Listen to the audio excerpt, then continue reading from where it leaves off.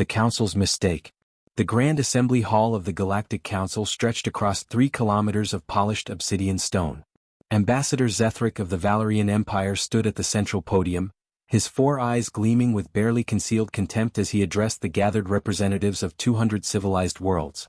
"And so we come to the matter of the humans," Zethric announced, his voice carrying through the chamber with practiced authority.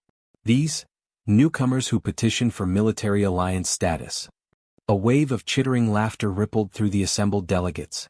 Commander Thrask of the Krillon Dominion, a towering reptilian whose species had conquered 40 star systems through sheer military might, rose from his seat. "Military alliance?" Thrask's scales rattled with amusement. "The humans? Have you reviewed their combat doctrines, Zethric? They send soldiers to fight in shifts. They have regulations about sleep schedules and meal times. Their warriors complain when battlefield conditions become uncomfortable." More laughter. High Magistrate Yelena of the Sorrow Collective, whose crystalline form pulsed with soft blue light, added her own observation. "Our analysts have studied their historical conflicts," Yelena said, her voice like wind chimes. "They stop fighting for holidays. They negotiate truces to collect their dead. They have rules about warfare. They sign treaties limiting their own weapons." Her light flickered with what might have been pity. "They are a species that has civilized war itself into weakness." Zethric nodded slowly, surveying the chamber. "The consensus is clear. The humans lack the ruthlessness required for true military power. They are soft, emotional. They form attachments to their soldiers and mourn their losses. This is not the way of warriors." At the back of the chamber, unnoticed by most, sat the human delegation. Ambassador Marcus Chen maintained his neutral expression, though his jaw tightened almost imperceptibly. Beside him, General Sarah Kovac stared straight ahead, her hands clasped loosely in her lap. "They have no idea," Kovac whispered under her breath. Chen gave the smallest shake of his head. "Let them learn the hard way." The vote was swift and unanimous. Humanity would be granted standard membership in the Galactic Council but denied military alliance status. They would be classified as a Category 4 civilization, technologically advanced but martially insignificant. As the human delegation filed out of the chamber, Zethric watched them go with something approaching sympathy. The universe was a dangerous place, and these naive creatures with their rules and regulations would need protection they didn't seem to understand they required. He had no way of knowing that in 6 months, the Galactic Council would be begging those same humans for salvation. The invasion came without warning. The Devourers arrived. The first world to fall was Kelmerus Prime, a paradise planet of the Valerian Empire with a population of 3 billion souls. The attack came from dark space, the void between dimensions where nothing should exist. They called themselves the Exathren, though the species they encountered would come to know them by a simpler name, the Devourers. The Exathren ships materialized in Kelmerus orbit like cancerous growths, organic vessels that pulsed with sickly green light. They didn't bother with communications or demands. They simply began harvesting. Within 6 hours, Kelmerus Prime was a lifeless husk. The Exathren consumed everything: cities, forests, oceans, leaving behind only bare rock and silence. 3 billion Valorians simply ceased to exist. Ambassador Zethric stood in the council emergency chamber 3 days later, his 4 eyes wide with horror as he presented the surveillance data. The assembled delegates watched in stunned silence as the footage played. "They don't conquer," Zethric's voice cracked. "They don't enslave. They consume. Everything. They strip worlds down to the core and move on." Commander Thrask leaned forward, his predator's instincts finally recognizing a greater predator. "How many ships?" 12,000 confirmed. Possibly more. Zethric's hands trembled. "They're moving through the outer territories in a harvesting pattern. Our strategists estimate they'll reach the core worlds in 4 months. Then we fight," Thrask growled. "The combined military forces of the Council have engaged them at 7 different locations," Zethric interrupted. "The Krillon Third Fleet, all 300 warships, attacked their vanguard at the Neretza system. The battle lasted 14 minutes. Not a single Krillon vessel survived." Silence fell across the chamber like a shroud. High Magistrate Yelena's crystalline form had turned a dark, pulsing red, the color of fear among her people. "What do we do?" It was Marcus Chen who spoke, his voice cutting through the panic. The human ambassador had been standing quietly at the periphery, but now he stepped forward into the light. "You call for help," Chen said simply. Zethric turned to him, confusion evident despite his alien features. "From whom?" If the Krulon military fell in 14 minutes. You call the humans, Chin continued, his tone steady and calm. You grant us emergency military command authority under Article 7 of the Council Charter. And then you get out of our way. Thrask's scales rattled with indignation. The humans? You expect us to place our faith in a species we classified as martially insignificant just 3 months ago. General Kovac stood beside Chin, and for the first time since the emergency session began, she smiled. It was not a comforting expression. You classified us as weak because we have rules, Kovac said quietly. Because we care about our soldiers. Because we try to minimize suffering. She paused, her eyes hardening. What you failed to understand is that those rules exist to restrain us. To keep us from becoming the very monsters we're capable of being. She pulled up a holographic display, showing troop movements and strategic positions. You see weakness in the fact that we stop fighting for holidays. We see a species strong enough to hold back when we could destroy. You see softness in the fact that we mourn our dead. We see a reason to ensure those deaths have meaning. Chin stepped closer to Zethric. The Exathren don't have rules. They don't negotiate. They don't take prisoners or show mercy. His voice dropped. Which means we don't have to either. Zethric stared at the human ambassador, seeing something in his eyes that he'd missed before. Something ancient and terrible. You want to see what humanity becomes when we take off the restraints? Chin asked softly. Grant us military command. But I warn you, you won't like what you see. We won't like what we become. But we will win. The vote took 5 minutes. It was unanimous. Mobilization. The transformation of Earth's orbital space happened with startling speed. Within 48 hours of receiving military command authority, General Kovac had mobilized assets that most council members didn't know existed. Ambassador Zethric stood aboard the human command carrier Indomitable, watching through observation ports as the fleet assembled. He had expected perhaps a few hundred ships. Humanity's known military consisted of exploration vessels and system defense platforms. Instead, 12,000 warships materialized from hidden shipyards in the asteroid belt, from camouflage stations in the Kuiper belt, from underground facilities on Mars and Luna. Ships that made the Council's finest dreadnoughts look like children's toys. How? Zethric breathed, his 4 eyes unable to process what he was seeing. Our intelligence reports. We're exactly what we wanted you to see, Colonel James Reeves explained. The scarred veteran stood beside Zethric, his arms crossed. Human military doctrine is built on 3 principles: overwhelming force, strategic deception, and the willingness to do whatever is necessary to win. A massive vessel drifted past the viewport, bristling with weapons that violated at least 6 council treaties on military technology. Its hull was dark gray, almost invisible against the void. The Harbinger-class planetary assault carriers, Reeves continued. We have 40 of them. Each one can crack a planet's crust from orbit. They're banned under council law, which is why officially they don't exist. Zethric felt something cold settle in his chest. You've been preparing for war. All this time, while presenting yourselves as peaceful. We prepared for the day when peace failed, Reeves corrected. There's a human saying, walk softly and carry a big stick. We walked softly into the council. But we never put down the stick. General Kovac's voice echoed through the ship's communication system. All personnel battle stations. We have confirmation. Exathren harvester fleet detected in the Proxima sector. ETA to engagement, 6 hours. Zethric watched as thousands of human soldiers moved with mechanical precision through the carrier's corridors. Unlike council military forces, they didn't march in formal ranks or display their weapons as symbols of honor. They moved like predators, efficient, purposeful, silent.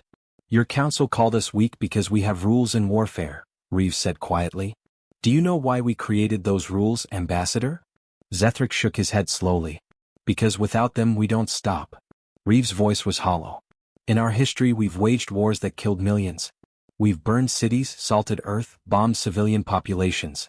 We created weapons that could end all life on our planet, and we came within minutes of using them. He turned to face Zethric directly. We made rules not because we're weak, but because we're terrified of our own capacity for destruction. And now? Zethric asked. Now we're fighting something that doesn't take prisoners. Doesn't negotiate. Doesn't stop. Reeves' expression was grim. So neither will we. The fleet began moving in perfect formation, 12,000 ships accelerating toward the Proxima sector. Toward the Exathren. Toward a kind of warfare the Galactic Council had never witnessed. As they approached the jump point, Kovac's voice came over the intercom once more. All ships, this is command. Rules of engagement are as follows. There are no rules. No prisoners. No mercy. No surrender, theirs or ours. We end this threat completely, or we don't come home. Pause. Humanity has been holding back for 300 years. Today we let go. Today we show the universe what we really are. Zethric watched 12,000 human warships disappear into dark space, and for the first time since the Xathren invasion began, he felt something other than despair. He felt fear for the Xathren. First blood. The Xathren harvester fleet hung in orbit around Talaxis 4, their organic ships pulsing as they began the methodical consumption of the planet below. 2 billion Talaxian refugees fled in whatever vessels they could find, but most would never make it to orbit. Then reality tore open. The human fleet emerged from dark space not in a cautious formation but in a three-dimensional sphere that completely surrounded the Xathren position. Before the Devourers could react, 12,000 ships opened fire simultaneously. Aboard the Indomitable, Zethric watched the tactical display with mounting horror and awe. The human weapons didn't behave like anything in the Council's arsenal. Kinetic penetrators achieving 98% light speed, reported Lieutenant Maya Torres from the weapons station. Target saturation optimal. Firing. What followed wasn't a battle, it was an execution. The relativistic projectiles struck with the force of nuclear weapons. Xathren ships, which had shrugged off the Council's plasma cannons and particle beams, simply disintegrated. The organic hulls couldn't adapt quickly enough to survive impacts that released megatons of energy in microseconds. But the humans didn't stop there. Deploy the Hellfire packages, General Kovac ordered calmly. Zethric watched as thousands of missiles streaked toward the reeling Xathren fleet. When they detonated, they didn't explode in the traditional sense. Instead, each missile created a sustained fusion reaction. Miniature stars that burned for 30 seconds each, engulfing everything within a kilometer radius. That's... Zethric couldn't find words. That's a war crime. Multiple war crimes. The Council explicitly banned fusion cascade weapons after the Viridian Purge. The Council isn't fighting this war, Colonel Reeves said flatly. We are. The Xathren, demonstrating their first recognition of real danger, began attempting to retreat. Their ships peeled away from Talaxis 4, trying to jump back into dark space. Sir, enemy attempting to disengage, Torres reported. Denied, Kovac replied. Activate the cage. New icons appeared on the tactical display, a grid of ships Zethric hadn't noticed before, surrounding the entire combat zone at a distance. Dimensional anchors active, Torres confirmed. Dark space access blocked in a 50,000-kilometer radius. Zethric stared. You can prevent dark space jumps? We learned the technology from the Xathren themselves, Reeves explained. Captured it from one of their scout ships 2 months ago. See, while the Council was panicking, we were studying the enemy. Learning how they move, how they hunt, how they think. His smile was predatory. And then we built a trap. The Xathren fleet, unable to escape, did what any cornered predator would do. They attacked with desperate ferocity. Their ships surged forward, organic weapons firing streams of corrosive biomatter and gravitational distortion fields. The human response was methodical and merciless. All ships, execute pattern Omega, Kovac commanded. The human fleet shifted from a sphere into a contracting cylinder, with the Xathren trapped inside. As the formation tightened, the volume of fire increased exponentially. Every angle of attack was covered. Every escape route closed. Enemy casualties at 40%. Torres called out. 50%. 60%. The Xathren fought like wounded animals, destroying nearly 100 human ships in their death throes. But for every human vessel that fell, the others immediately filled the gap, maintaining the killing cylinder without pause. 80% casualties. 90%. Zethric watched as the last dozen Xathren ships tried one final desperate charge toward the Indomitable itself. They didn't make it halfway before concentrated fire from 50 human vessels reduced them to rapidly cooling debris. Enemy fleet eliminated, Torres reported. Total engagement time, 43 minutes. Our casualties, 137 ships destroyed, 314 damaged. Talaxis 4 is secure. The bridge was silent for a moment. Then General Kovac stood, her expression unchanged. Good work. Begin recovery operations for survivors and salvage. Lieutenant Torres, transmit the engagement data to all Council fleets. She paused. And send a message to the Xathren home swarm wherever it is. What message, sir? Torres asked. Kovac's smile was cold enough to freeze starlight. Tell them we're coming. The council's horror. The footage of the Talaxis 4 engagement played in the Grand Assembly Hall to an audience of stunned council delegates. When it ended, no one spoke for nearly a minute. High Magistrate Yelena was the first to find her voice. You committed 17 separate violations of council warfare conventions in less than an hour. General Kovac stood at the podium where Ambassador Zethric had once mocked humanity's weakness. She didn't look apologetic. The Exathren don't care about our conventions, Kovac replied. They don't take prisoners. They don't accept surrender. They consume entire worlds. So I adapted our strategy to match the threat. You used fusion cascade weapons. Commander Thrask slammed his clawed hand against his podium. Those were banned for good reason. They cause unnecessary suffering. To living beings, yes, Kovac agreed. But the Exathren ships are semi-organic constructs with no central nervous system. They don't suffer. The weapons were used against valid military targets in the most efficient manner possible. You prevented them from retreating, Yelena pressed. You trapped them and systematically destroyed them. That's not defense, that's extermination. Yes, Kovac said simply. It is. The admission hung in the air like a physical thing. Ambassador Chen stood beside Kovac. The council needs to understand something. You didn't grant us military command because you thought we'd fight a polite war. You granted us command because you were losing and you were desperate. He activated a holographic display showing the Exathren invasion routes. Since we took command 6 weeks ago, we've engaged the Devourers at 11 locations. We haven't lost a single engagement. The Exathren advance has not only stopped, it's reversing. They're retreating. Because you're terrifying them. Yelena's crystalline form pulsed with angry red light. We wanted protection, not whatever this is. Colonel Reeves stepped forward, and his voice carried the weight of someone who had seen too much combat. Do you know what the Exathren call us now? We intercepted their communications. They call us the Ender species. They're afraid. For the first time in their existence, they've encountered something that kills them more efficiently than they kill others. He pulled up another image, a Exathren hive world still burning from a human attack. Last week we tracked a harvester fleet back to one of their staging areas. A moon converted entirely into a breeding ground for their ships. It held approximately 50,000 combat vessels in various stages of growth. Reeves' expression was haunted. We sterilized it. Every ship. Every egg. Every spore. We used thermal weapons hot enough to melt rock. Nothing survived. The chamber erupted in protests and accusations. Through it all, General Kovac stood motionless, waiting. Finally, the noise subsided enough for her to speak. You're right to be horrified, she said quietly. We're horrified too. Do you think we enjoy becoming monsters? Do you think our soldiers celebrate these victories? She shook her head. They don't. They have nightmares.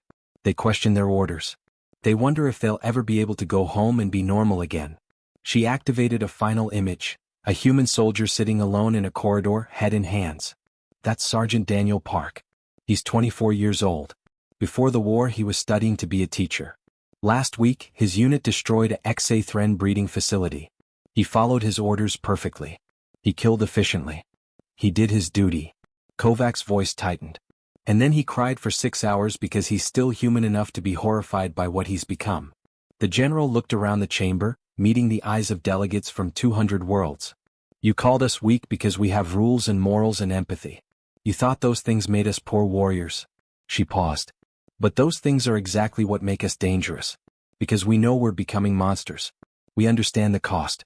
And we're willing to pay it anyway to protect those we care about. Ambassador Chen added, the difference between humans and the Exathren is simple. The Devourers consume because it's their nature. They can't be anything else. But we choose this. We make a conscious decision to become what's necessary, knowing we can never fully return to what we were. Zethric stood slowly, his 4 eyes reflecting something that might have been understanding. What happens after? When the Exathren are defeated? We'll have to live with what we've done, Kovac answered. Our soldiers will go home carrying the weight of their actions. Some will manage. Some won't. We'll have a generation of warriors who saved the galaxy but destroyed parts of themselves in the process. She straightened her uniform. But the galaxy will be saved. Your children will grow up never knowing how close they came to extinction. And if that requires us to become the monsters that frighten the monsters, then that's what we'll be. The vote to continue human military command passed with only 12 dissenting voices. As the council adjourned, Zethric approached Kovac in the corridor outside. "General, I owe you an apology." Kovac shook her head. "No, Ambassador. You were right to call us weak. In a way we are. We're weak enough to be hurt by what we're doing. Weak enough to regret our actions even as we commit them. Weak enough to hope that someday we can be better than this. And yet strong enough to do it anyway," Zethric observed. "Yes." Kovac's eyes were distant. "That's the terrible paradox of humanity. Our greatest weakness is our greatest strength. We care even when caring destroys us." She walked away, leaving Zethric to contemplate the truth he'd missed 3 months ago. A species that restrains itself from evil is far more dangerous than one that knows no restraint at all. Because restraint can be removed. The final push. The Xathren Prime Swarm existed in a place that shouldn't exist. A pocket dimension between realities where the Devourers bred, grew, and prepared for their endless harvest. For millennia, they had emerged to consume, then retreated to this sanctuary where no prey could follow. The human fleet found it in 3 weeks. "Sir, we've locked onto the dimensional signature," Lieutenant Torres reported from the Indomitable's bridge. "The Prime Swarm location is confirmed." General Kovac studied the readings, her expression unreadable. Around her, the bridge crew worked with quiet efficiency. No celebration, no excitement. They all knew what was coming. "Total enemy force estimate?" "Conservative estimate, 300,000 vessels," Torres replied. "Possibly more. The pocket dimension is massive. Sensors can't penetrate fully." Ambassador Zethric, who had remained aboard the Indomitable as council observer, felt his blood run cold.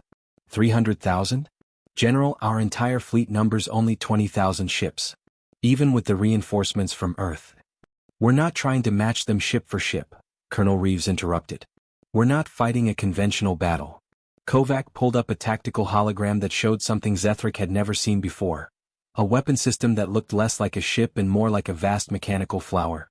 "This is the Prometheus Array," Kovac explained. "Humanity's ultimate deterrent. We built it after the Third Global War, when we realized we had the capacity to destroy ourselves. We swore never to use it against another human nation." She paused. "But the Xathren aren't human. What does it do?" Zethric asked, though part of him didn't want to know. "It collapses pocket dimensions," Reeves said flatly. "Once activated, it creates a cascade reaction that destabilizes the dimensional barriers. Everything inside the pocket dimension gets compressed back into normal space over the course of about 30 seconds. He met Zethric's horrified gaze. "The dimensional compression generates enough energy to ignite fusion reactions in literally every atom. It's extinction-level physics." Zethric's 4 eyes widened. "You're going to destroy their entire species. Not just their military, every Xathren in existence." "Yes," Kovac confirmed. "That's genocide." "Yes," she repeated, her voice steady. "It is." The bridge fell silent. Finally, Zethric found his voice again. "General, I've watched you fight this war. I've seen your soldiers' faces. They're haunted by what they've done, but they've done it anyway. But this." He gestured at the hologram. "This crosses a line that can never be uncrossed. This makes you no different than the Xathren themselves." Kovac was quiet for a long moment. When she spoke, her voice was soft but firm. "You're right, Ambassador. If we do this, we become exactly what we're fighting against. We become a species that commits genocide. That ends an entire form of life because it's convenient. Because it's efficient." She looked at the hologram, at the weapon that could end billions of lives. "And we'll have to live with that forever." "Then don't do it," Zethric pleaded. "Find another way. You're humans, you're clever, adaptable. Surely There is another way," Reeves interjected. "We could fight a conventional war against the Prime Swarm. Ship-to-ship combat. It would take years. Cost millions of lives, human and council species alike. The Xathren would have time to adapt, to evolve, to develop countermeasures." He shook his head. "And there's no guarantee we'd win. No guarantee at all." Kovac turned to face Zethric directly. "This is the choice we face, Ambassador. We can be noble and fight fairly, risking failure and the extinction of every species in the Council. Or we can be monsters and guarantee victory. There is no middle ground." "How can you make that choice?" Zethric whispered. "Because someone has to." Kovac's eyes held infinite sadness. "Because leadership means making the decisions that destroy you as a person so others don't have to. Because the alternative is worse." She turned to her crew. Lieutenant Torres, what's the status of the Prometheus array? Fully charged and ready, General. Awaiting your authorization code.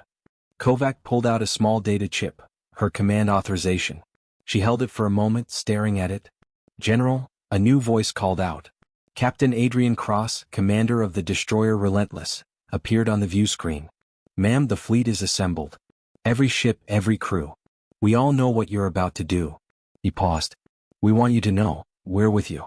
Whatever burden this creates, you don't carry it alone. Every captain in this fleet is entering their authorization code simultaneously with yours. We make this choice together.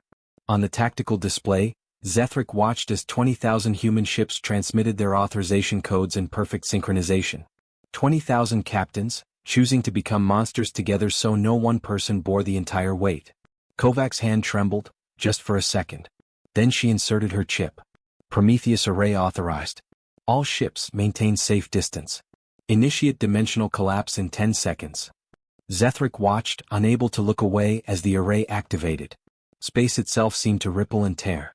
Inside the pocket dimension, 300,000 Exathren vessels suddenly found their sanctuary collapsing around them. It lasted exactly 28 seconds. When it ended, there was only silence and a rapidly expanding cloud of superheated plasma where the prime swarm had existed. The Exathren species ceased to exist. Scan for survivors, Kovac ordered, her voice hollow. Negative contacts, Torres reported. The pocket dimension has fully collapsed. No Exathren signatures detected anywhere in the sector. The bridge crew sat at their stations, no one celebrating, no one speaking. They had won the greatest military victory in galactic history. They had saved countless billions of lives. And they would never forgive themselves. General Kovac stood and walked to the observation port, staring at the dissipating plasma cloud. Behind her, Ambassador Zethric approached slowly. What happens now? He asked. Now we go home, Kovac replied. We deactivate the weapons that violate Council law. We retrain our military for peacetime operations. We try to remember who we were before we became this. She touched the transparent steel of the viewport. And we never, ever let ourselves forget what we're capable of. Because the greatest danger isn't that we became monsters to fight monsters. It's that we might forget how terrible that transformation was. She turned to face him. That's why we have those rules, Ambassador. Those conventions you thought made us weak. They exist to remind us of what we must never become again. We broke them to save the galaxy. But we'll rebuild them, stronger than before, because we've seen what happens when they fall. Zethric nodded slowly, understanding at last. You called yourselves weak because you have restraints. We called ourselves weak because we need them, Kovac corrected. A species without restraints isn't strong, it's just dangerous. We learned that lesson the hard way, fighting ourselves for thousands of years. Today we taught it to the Exathren. Her expression was haunted. And we taught it to you. Aftermath. 6 months after the elimination of the Exathren prime swarm, the Galactic Council reconvened in the Grand Assembly Hall. The chamber was full, but the atmosphere was subdued. Ambassador Marcus Chen stood at the central podium, but this time he wasn't petitioning for membership. He was delivering humanity's resignation from military command. The Exathren threat has been neutralized, Chen announced. All human military forces have withdrawn to Sol system defensive positions. We hereby relinquish emergency command authority and return full military autonomy to Council member species. He paused, letting that sink in. Furthermore, humanity formally requests reclassification to Category 4 military status, the exact designation you originally gave us. We agree with your initial assessment. We are not suitable for military alliance. Commander Thrask rose from his seat, confusion evident despite his reptilian features. Ambassador, you saved the galaxy. Your forces achieved a victory that seemed impossible. Why would you request a demotion? Chen's expression was grave. Because you were right about us, Commander. We're not warriors in the way the Council understands the term. We don't glory in battle. We don't seek military dominance. We fought this war because we had to, not because we wanted to. General Kovac, standing beside Chen, added, Our soldiers are returning home now. Many won't recover from what they experienced. What they did. We're opening hospitals, counseling centers, treatment facilities, because winning the war doesn't mean winning the peace within ourselves. A holographic display activated, showing images of human soldiers, not in combat but in the aftermath. Sergeant Daniel Park, teaching children in a small school on Earth. Captain Adrian Cross, working in a refugee resettlement program. Lieutenant Maya Torres, advocating for stricter regulations on military weapons. These are our warriors, Kovac continued. People who did terrible things because they had to, and who will spend the rest of their lives trying to make amends. Not because they committed war crimes. Technically, we operated within the emergency powers granted to us. But because they're human and humans carry the weight of their actions. High Magistrate Yelena's crystalline form pulsed with a soft, thoughtful blue. You're asking us to remember that you're dangerous. No, Shin corrected. We're asking you to remember that we're human. That we have the capacity for great evil, which means we must be constantly vigilant against it. That restraint isn't weakness, it's strength. He gestured to the assembled delegates. Every species in this chamber has that capacity. The difference is whether you acknowledge it or pretend it doesn't exist. Zethric, who had resumed his position as Valerian representative, stood slowly. The Council owes humanity a debt that can never be repaid. You saved us all. You destroyed yourselves psychologically to preserve us physically. We don't want gratitude, Kovac said quietly. We want to make sure it never happens again. That's why we're proposing something unprecedented. Another holographic display activated, showing a detailed treaty document. The Prometheus Accords, Shin explained. A comprehensive set of regulations governing the development, deployment and use of dimensional weapons, relativistic kinetics, and other warfare technologies that cross certain ethical boundaries. Every council species would agree to limitations, inspections, and enforcement mechanisms. You're proposing we limit ourselves, Thrask observed. Restrict our own military capabilities. Yes, Shin confirmed. Because the alternative is that someday someone else will face a threat like the Xathren. And they'll make the same choice we did. They'll become monsters to fight monsters. And maybe next time, they won't be able to return to who they were. He looked around the chamber. Humanity learned this lesson through thousands of years of warfare against ourselves. We developed rules not to handicap ourselves but to preserve ourselves. To maintain the line between necessary force and unnecessary evil. Colonel Reeves, who had remained silent until now, stepped forward. His voice carried the weight of combat experience. I commanded forces in the Talaxis 4 engagement. I ordered the use of fusion cascade weapons. I watched 300,000 sentient beings die at my command. He paused. I did it because it was necessary. And I'll never forgive myself for it, even though I'd make the same choice again. He met the eyes of delegates throughout the chamber. That's what you need to understand about humanity. We're not pacifists, we'll fight when we must. But we never let ourselves forget the cost.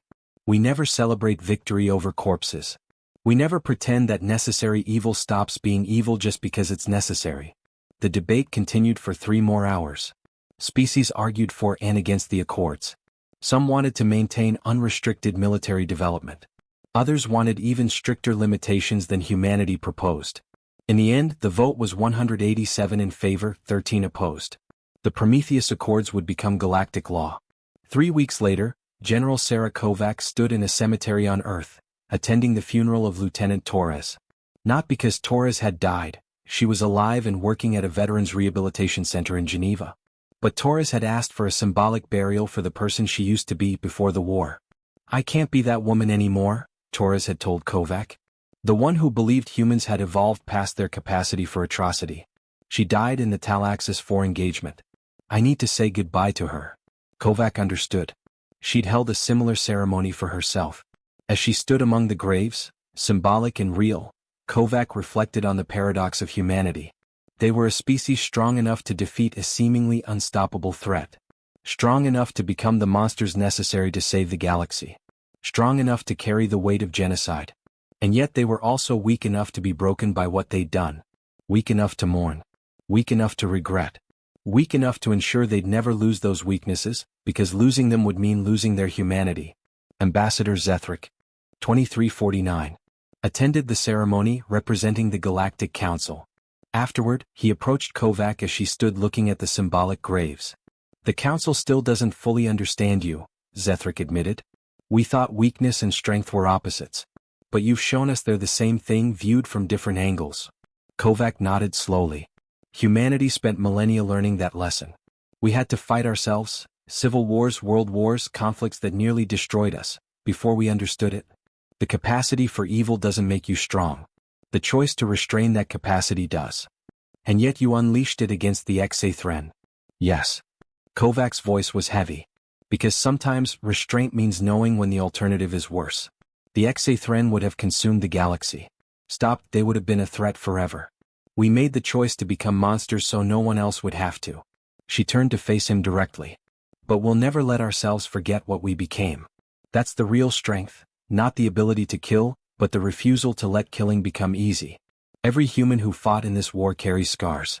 Those scars remind us why we have rules, why we value life, why we try to be better than our worst instincts. Zethric was quiet for a moment. Then, the Council has proposed a memorial. A monument to the victory over the HFY, to humanity's heroism. No, Kovac interrupted firmly. No monuments to this war. No celebrations of what we did. If you want to honor humanity, build hospitals. Fund trauma treatment centers. Support the soldiers trying to piece their lives back together. Remember what we sacrificed, not what we won. She looked back at the symbolic graves. Because the real cost wasn't the ships we lost or the battles we fought. It was what we lost inside ourselves. And no monument can bring that back. As the ceremony ended and people dispersed, Sergeant Daniel Park approached. The young man who had cried for 6 hours after destroying the HFY breeding facility now spent his days teaching children, trying to create the peaceful world he'd fought for. General, Park said quietly, thank you for understanding. For letting us mourn what we became. Kovac placed a hand on his shoulder. That's what separates us from the monsters, Sergeant. Monsters don't mourn. They don't regret. They don't try to heal. She managed a small smile. You're still human, Daniel. Wounded, changed, but still human. Never forget that. Park nodded, tears in his eyes, and walked away. Kovac remained a while longer, among the graves of identities lost and innocence surrendered. Around her, the galaxy continued, saved by humanity's willingness to become what was necessary, protected by humanity's refusal to forget what that cost. The Galactic Council had called humans weak warriors because they had rules, morals, and restraints. They had been right. Humans were weak in that way. And that weakness had saved them all. Because a species strong enough to become monsters but wise enough to hate what they become, that's a species that can protect the galaxy without conquering it. That can win wars without celebrating them. That can wield terrible power without losing themselves to it. The humans had proven themselves in the most terrible way possible. They had shown the galaxy what they were capable of, not just in military might, but in carrying the burden of necessary evil without letting it corrupt them completely. They were weak enough to cry for their enemies, strong enough to destroy them anyway, wise enough to know the difference between the two. And that made them exactly what the galaxy needed, even if it took a war against the Devourers for the Council to understand. General Sarah Kovac stood alone among the symbolic graves, bearing witness to what humanity had sacrificed. Not lives, though they had lost those too, but something more precious, their innocence. Their belief that they had evolved past their capacity for atrocity. They hadn't evolved past it. They had simply learned to restrain it. And when restraint failed, when the choice became genocide or extinction, they had made the terrible choice. They had become the monsters that frighten monsters. But they had never, ever forgotten what that transformation cost. That was humanity's real strength. Not their weapons or their tactics or their willingness to do what others wouldn't. Their strength was in their weakness. The weakness to be wounded by what they'd done. The weakness to mourn. The weakness to hope they could be better even after doing the worst. The Galactic Council had called them weak warriors. They had been right all along.